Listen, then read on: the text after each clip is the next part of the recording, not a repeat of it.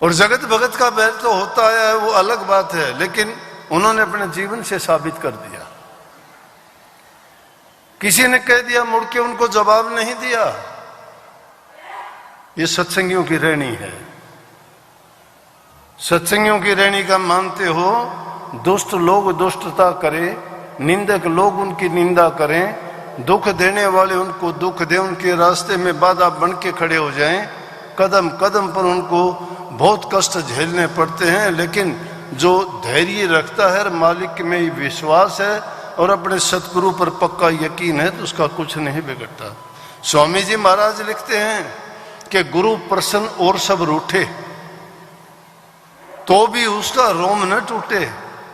औरों को प्रसन्न जो करता, गुरु से द्रोह घात जो रखता, सो जीव जानो अपघाती, उन संकाल करे उत्पाती। अरे गुरु जब प्रसन्न कर लिया, कहते थे कि मुझे गुरु की प्रसन्नता चाहिए, मुझे और किसी से क्या लेना है, गुरु सब कुछ है, जब गुरु ही प्रसन्न हो जाएंगे मुझे सब कुछ दे देंगे। यही बात सहजोबाई ने भी कही थी। संतों का जीवन है। सहजोबाई मस्ती में बैठी है अपने घर में, एक दिन कहते हैं परमात्मा आ गए, आके खड़े हो गए, कहने लगे सहजो मैं आया हूं। बोली पता है। बोला तो आपने तो मुझे बंदगी भी नहीं की। बोले मैंने तुझे बुलाया था क्या? परमात्मा से कहती है। गुरु की महिमा शिष्य के लिए, अरमान साहब के लिए घर में एक थाली थी जिसमें आटा बनाते थे, उसी में रोटी रख के खाते थे, उसी में सब्जी खिचड़ी डालते थे, दूसरा बर्तन नहीं था। और अरमान साहब ने 2 रुपए उनसे मांग लिए, वो थाली गहने धर के 2 रुपए गुरु को भेंट चढ़ा दिए, केले गुरु जी। क्या परीक्षा नहीं थी?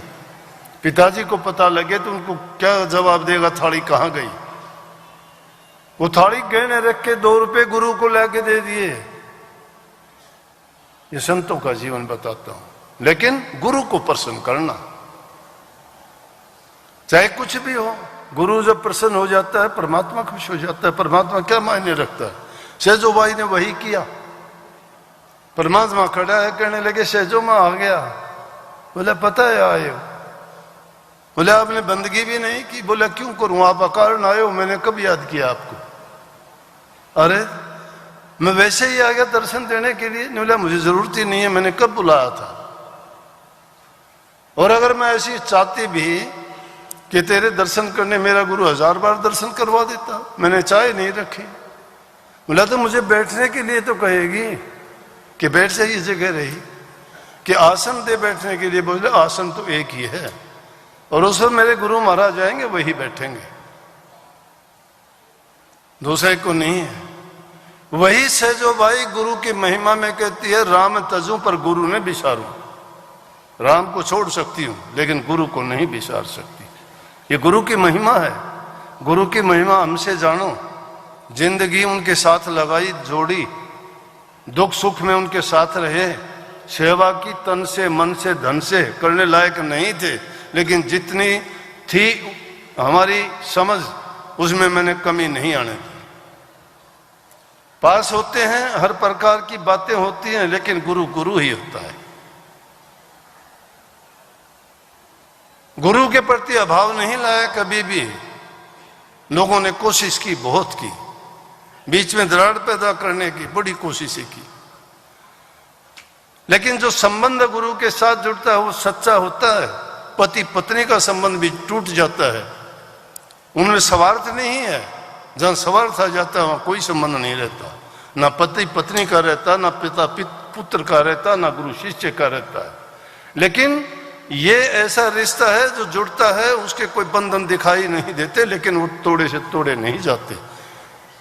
शिष्य छोड़ सकता है, गुरु नहीं छोड़ता किसी को। गुरु तो रखता है उसको। शिष्य तो कितने ही उल्टे सीधे कर्म करके गुरु के पास जाता है, गुरु उसको कभी कहता भी नहीं। अपने आप तोड़ते हो, अपने आप जोड़ते हो, उनका क्या करेगा गुरु? वही से जो भाई कहती है कि गुरु की महिमा अगर तुम जानना चाहते हो तो मैं तो हरि को तज सकती हूं, गुरु को नहीं बिसार सकती। सब संतों की एक ही चीज है